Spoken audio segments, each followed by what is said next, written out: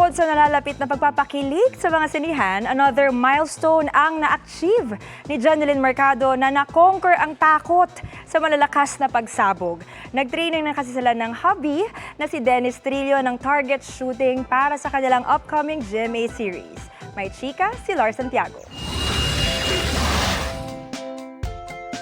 Di lang mahilig sa big bike. Sumasabak na rin sa target shooting ang kapuso couple na sina Jeneline Mercado at Dennis Trillo. Ang ultimate star, asintado kung bumaril dahil alpha o nasa gitna ng target ang halos lahat ng tama niya. First time daw ni Jen na mag-training sa pagbaril. Kanina nanenervyos pa ako, pero unti-unti. Kahit New Year kasi nagtatago talaga ako. Hindi ko kaya yung mga fireworks, blastings, putok, ganyan. Kaya medyo nanenervyos talaga ako. Pero ngayon, unti-unti mas nagiging komportable kami, naturuan kami kung paano mag-handle, yung mga safety na kailangan mong tandaan pagka gagamit ka ng mga ganong klase na weapons. Once na natutunan mo naman at nalaman mo na yung mga importante, mas mababawasan na yung mga kaba mo.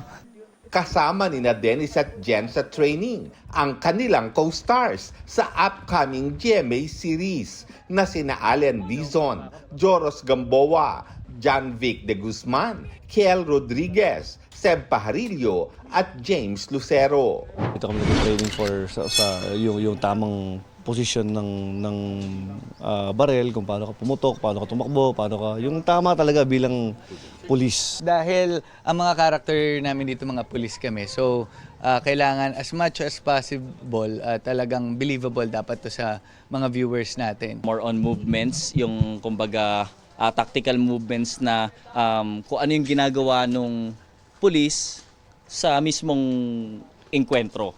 So iba po kasi yung sport shooting sa practical. Magsisimula na ang kanilang taping ngayong Pebrero.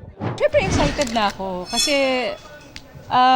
first time namin nagagawa ng ganitong genre. So masaya ako na nagkaroon kami ng chance na gumawa ng ganito. Tsaka dito sa show na to, pipilita kami maging fit talaga kasi kailangan namin mag-workout, kailangan ready kami dun sa mga fight scenes, sa mga stunts na gagawin. Working ang Jen ngayong Valentine's Day para sa promo sa Cebu, para sa pelikula nilang Everything About My Wife, kasama si Sam Milby. Lars Santiago, updated sa showbiz happening.